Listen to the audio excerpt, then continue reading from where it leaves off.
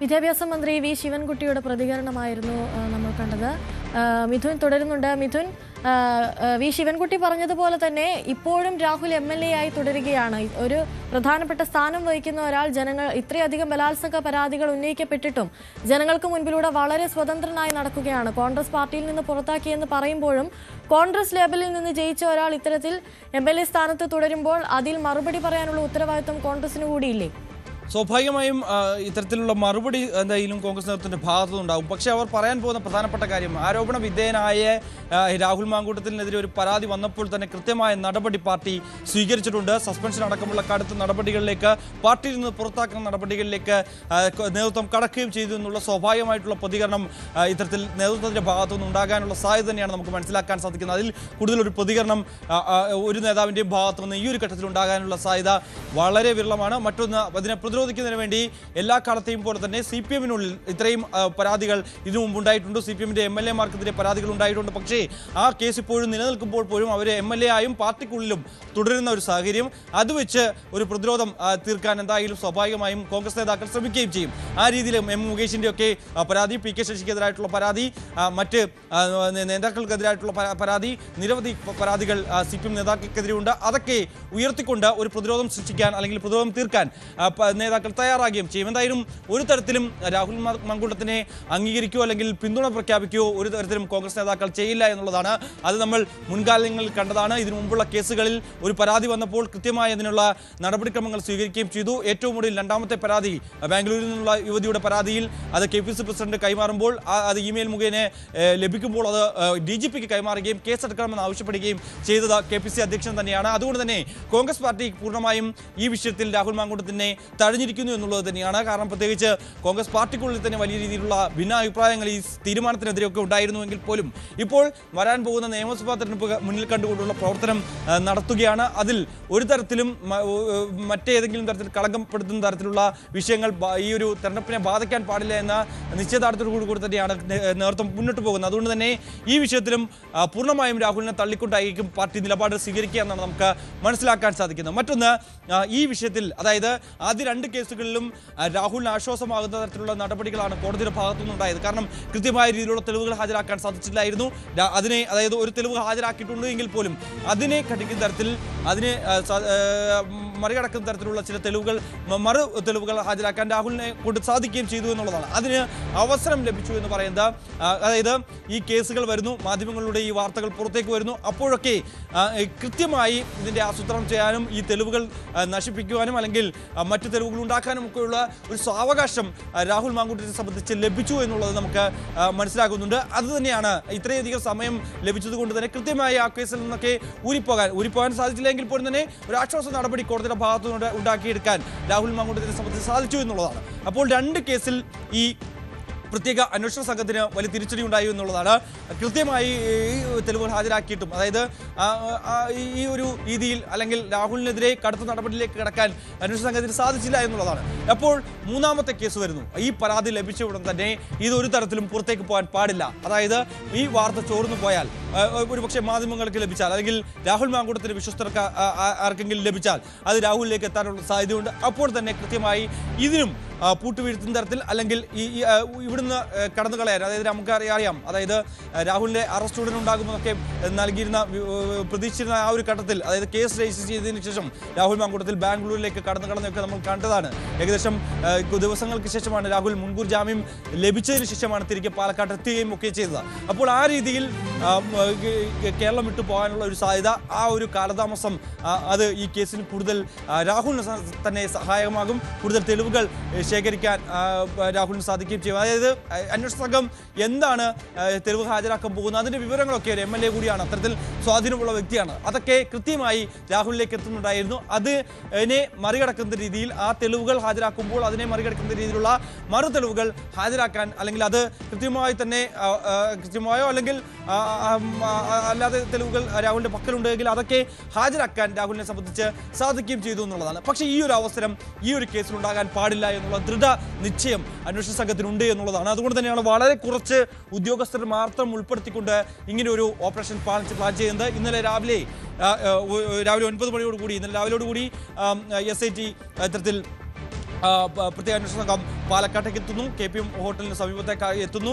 അതിനുശേഷം പൂർണ്ണമായും നിരീക്ഷിക്കുകയായിരുന്നു രാഹുൽ എങ്ങോട്ടേക്കാണ് പോകുന്നത്, ഇവിടെ തന്നെയാണ് താമസിക്കുന്ന കൃത്യമായിട്ടുള്ള വിവരം അന്വേഷണ സംഘത്തിനുണ്ട്. ഒപ്പം തന്നെ രാത്രി ഒരു വൈകിട്ടോടുകൂടി അന്വേഷണ സംഘം KPM ഹോട്ടലിലേക്ക് എത്തുന്നു. 9 മണിയോടുകൂടി KPM ഹോട്ടലിൽ എത്തിയതിനു ശേഷം അവിടെ റൂം എടുക്കുന്നു. 2002 എന്ന റൂമിൽ ഇത്തരത്തിൽ റൂമെടുത്ത് അവിടെ കഴിയുന്നു. അതായത് തൊട്ടടുത്തുള്ള റൂമിൽ, രാഹുൽ മാങ്കൂട്ടത്തിൻ്റെ റൂമിൽ ആരുമില്ല എന്ന് ഉറപ്പുവരുത്തുന്നു. അതായത് രാഹുൽ വരുമ്പോഴും മറ്റാരും ഒന്നുമില്ല, തങ്ങളിവിടെയുള്ള വിവരം ഒരു ഘട്ടത്തിൽ പോലും അന്വേഷണ സംഘം, അതായത് രാഹുൽ മാങ്കൂട്ടത്തിൽ അറിയാൻ പാടില്ല. ഏതെങ്കിലും തരത്തിൽ മറ്റാരെങ്കിലും ഇത് കണ്ട് തങ്ങളെ തിരിച്ചറിഞ്ഞു കഴിഞ്ഞാൽ, അതായത് ഈ അന്വേഷണ സംഘത്തെ തിരിച്ചറിഞ്ഞു കഴിഞ്ഞാൽ അത് രാഹുൽ മാങ്കൂട്ടത്തിന് കൂടുതൽ കാര്യങ്ങൾ എളുപ്പമാകും, അവിടെ നിന്നൊക്കെ മുങ്ങിക്കളയാനുള്ള സാധ്യതയൊക്കെ ഉണ്ട്. അതുകൊണ്ട് തന്നെ ആ രീതിയിൽ പഴുതടച്ച രീതിയിലുള്ള ഒരു പ്ലാനിംഗ് ആയിരുന്നു SITയുടെ ഭാഗത്തു നിന്ന് ഉണ്ടാവുകയും ചെയ്ത് അത് വിജയിപ്പിക്കാൻ SITക്ക് സാധിക്കുകയും ചെയ്തു. അത്രത്തോളം കണ്ണിംഗ് ആയി, അത്രത്തോളം കൃത്യതയോടുകൂടി ഈ ഒരു പ്ലാനിംഗ് അവർ നടപ്പിലാക്കുകയും ചെയ്തു. രാത്രി 12:30 കൂടി രാഹുലിന്റെ റൂമിലേക്ക് കയറി രാഹുലിനെ പിടികൂടുകയായിരുന്നു എന്നുള്ളതാണ്. അവിടെ നിന്ന് എയർ ക്യാമ്പിലേക്ക്, പത്തനംതിട്ടയിലെ എയർ ക്യാമ്പിലേക്ക്, അതായത് അതുവരെയും മാധ്യമങ്ങൾക്കോ മറ്റുള്ളവർക്കോ ഒന്നും തന്നെ ഈ ഒരു വിഷയത്തെക്കുറിച്ചോ അല്ലെങ്കിൽ ഇതിന്റെ വിശദാംശങ്ങളോ അല്ലെങ്കിൽ രാഹുലിനെ അറസ്റ്റ് രേഖപ്പെടുത്തിയോ എന്നുള്ള അടക്കമുള്ള ഒരു വിവരവും ലഭിച്ചിട്ടില്ല എന്നുള്ളതാണ്. എയർ ക്യാമ്പിലേക്ക് എത്തിയതിനു ശേഷമാണ് രാഹുലിന്റെ അറസ്റ്റ് രേഖപ്പെടുത്തിയെന്നടക്കമുള്ള വിവരങ്ങൾ മാധ്യമങ്ങൾ പോലും അറിയുന്നത്, മറ്റുള്ളവർ പോലും അറിയുന്നത് എന്നുള്ളതാണ്. പുലർച്ചെ കേട്ട വലിയ വാർത്ത, പുലർച്ചെ കേട്ട വളരെ ഞെട്ടിപ്പിക്കുന്ന വാർത്ത എന്നുള്ളത് തന്നെയാണ്. 3ാമത്തെ കേസിൽ രാഹുൽ മാങ്കൂട്ടത്തിൽ MLA പിടിയിലായിരിക്കുന്നു, അറസ്റ്റ് രേഖപ്പെടുത്തിയിരിക്കുന്നു എന്നുള്ളതാണ്. ഇനി എന്തായിരിക്കും രാഹുലിന് മുമ്പിലുള്ള വഴി എന്നുള്ളതാണ്. പ്രത്യേകിച്ച് ഈ നിയമസഭാ തെരഞ്ഞെടുപ്പൊക്കെ അടുത്തിരിക്കുന്ന സാഹചര്യത്തിൽ ഇതിൽ രാഷ്ട്രീയമായുധമാക്കാൻ സ്വാഭാവികമായും CPM ശ്രമിക്കും എന്നുള്ള കാര്യത്തിൽ സംശയമില്ല. ഇപ്പോൾ ശിവൻകുട്ടി, വിദ്യാഭ്യാസ മന്ത്രി ശിവൻകുട്ടിയുടെ ഒക്കെ പ്രതികരണം നമ്മൾ കേട്ടതാണ്. അപ്പോൾ അത്തരത്തിൽ ആ രീതിയിൽ കോൺഗ്രസിനെതിരെ വലിയ ആയുധമായി ഈ ഒരു വിഷയം CPM ഉയർത്തിക്കാണിക്കുകയും ചെയ്യും. അതേസമയം ഇതിനെ പ്രതിരോധിക്കുന്നതിന് വേണ്ടി മുൻകാലങ്ങളിൽ CPM നേതാക്കൾക്കെതിരെയുള്ള കേസുകൾ ഉയർത്തിയായിരിക്കും അതിനെ കോൺഗ്രസ് നേതൃത്വം പ്രതിരോധിക്കാൻ പോകുന്നത് എന്നുള്ളതാണ്. എന്തായാലും നിലവിൽ പൂങ്കുഴലിയുടെ നേതൃത്വത്തിൽ എയർ ക്യാമ്പിൽ കൃത്യമായി ചോദ്യം ചെയ്യുകയാണ്. ഈ ഒരു കേസിൽ അതായത് അന്വേഷണ സംഘത്തിൻ്റെ ഇപ്പോഴത്തെ അവരുടെ ഒരു നടപടി അത് സൂചിപ്പിക്കുന്ന തന്നെ ഇക്കാര്യത്തിൽ പൂട്ടുവീഴ്ത്താൻ സാധിക്കും. രാഹുലിനെ സംബന്ധിച്ച് രാഹുലിനെ ഈ ഒരു കേസിൽ പൂട്ടുവീഴ്ത്തതോടുകൂടി മറ്റ് 2 കേസിലെയും മുൻകൂർ ജാമ്യം ലഭിച്ചിട്ടുണ്ടായിരുന്നു. ആ ജാമ്യം റദ്ദാക്കാൻ സാധിക്കുകയും ചെയ്യും. അറസ്റ്റ് പാടില്ല എന്നുള്ള നിർദ്ദേശം കോടതിയുടെ ഭാഗത്തുനിന്ന് ഇനിയിപ്പോൾ കേസ് വീണ്ടും കോടതിയുടെ പരിഗണനയിലേക്ക് വരുന്നതേ ഉള്ളൂ. അപ്പോൾ ഇന്ന് കോടതിയിൽ ഹാജരാക്കി ഒരുപക്ഷേ മറ്റു നടപടികളിലേക്ക് അടക്കും, ഒരുപക്ഷേ കസ്റ്റഡി അപേക്ഷ അടക്കം നടക്കി ഈ വിഷയത്തിൽ കൂടുതൽ ചോദ്യം ചെയ്യുന്ന നടപടികളിലേക്കൊക്കെ അന്വേഷണ സംഘം കടന്നേക്കുമെന്നുള്ളതാണ്. ഇതിൽ 2 കാര്യങ്ങളാണ് അന്വേഷണ സംഘം പ്രധാനമായും കരുതുന്നത്. ഇപ്പോഴത്തെ ഈ ഒരു 3ാമത്തെ കേസിലെ പരാതിയുടെ അടിസ്ഥാനത്തിൽ ശേഖരിച്ച തെളിവുകൾ അതൊക്കെ കൃത്യമായി കോടതി ഹാജരാക്കും. ഒപ്പം തന്നെ അതുകൂടി കസ്റ്റഡിയിൽ വാങ്ങുകയും ഒപ്പം തന്നെ റിമാൻഡിലേക്ക് അടക്കമുള്ള കടുത്ത നടപടികളിലേക്ക്, അറസ്റ്റ് രേഖപ്പെടുത്തിക്കൊണ്ട് തന്നെ കടുത്ത നടപടികളിലേക്ക് കടക്കുകയും ചെയ്യും. ജാമ്യം ലഭിച്ചില്ല എങ്കിൽ ഒരുപക്ഷേ മറ്റ് കേസുകളിൽ, അതായത് ഹൈക്കോടതിയുടെ പരിഗണനയിലിരിക്കുന്ന മറ്റ് കേസുകളിൽ ആദ്യത്തെ പെൺകുട്ടി നൽകിയ പരാതി, 2ാമത്തെ പെൺകുട്ടി നൽകിയിട്ടുള്ള പരാതി, ഇതൊക്കെ ഏതെങ്കിലും വസ്തുതയുണ്ട് എന്ന് തെളിയിക്കാൻ അന്വേഷണ സംഘത്തിന് സാധിക്കുകയും ചെയ്യും. ആ മുൻകൂർ ജാമ്യം ലഭിച്ചത് അത് റദ്ദാക്കുന്ന നടപടികളിലേക്ക് അന്വേഷണ സംഘത്തിന് നീങ്ങാൻ സാധിക്കുകയും ചെയ്യുന്നുള്ളതാണ്. അങ്ങനെ ഒരു നടപടി കോടതിയുടെ ഭാഗത്ത് ഉണ്ടാകുന്നുള്ള പ്രതീക്ഷ അന്വേഷണ സംഘത്തിനുണ്ട് എന്നുള്ളതാണ്. ആ ഒരു രീതിയിലേക്ക് കാര്യങ്ങൾ പോകുന്നത് തന്നെയാണ് നമുക്ക് ഏറെക്കുറെ മനസ്സിലാക്കാൻ സാധിക്കുകയും ചെയ്യുന്നത്.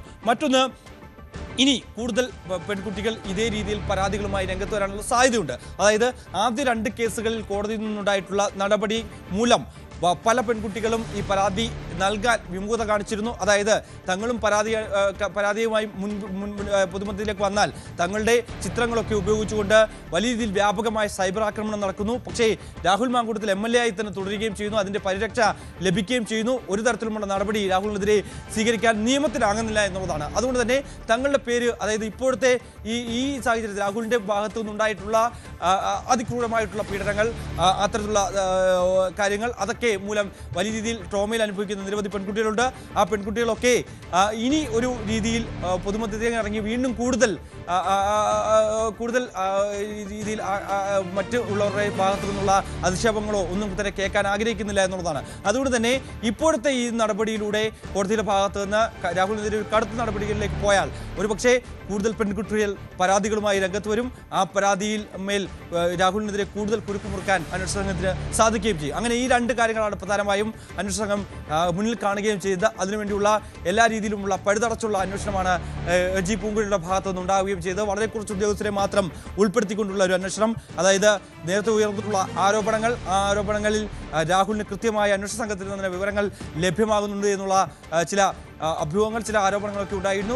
അത് തെളിയിക്കാനായിട്ടില്ലെങ്കിൽ പോലും തന്നെ അങ്ങനെ വിവരങ്ങൾ ലഭിച്ചുകൊണ്ട് തന്നെ ആയിരിക്കാം ഒരുപക്ഷേ അന്വേഷണ സംഘം എത്തുന്നതിന് മുമ്പൊക്കെ അതായത് രാഹുലിന് കൃത്യമായി കടന്നു കളയാനും ആ തെളിവുകളൊക്കെ ശേഖരിക്കാനും എന്തൊക്കെയാണ് ഹാജരാക്കാൻ പോകുന്നതൊക്കെ മുൻകൂട്ടി അറിയാൻ സാധിച്ചെന്നുള്ളതാണ്.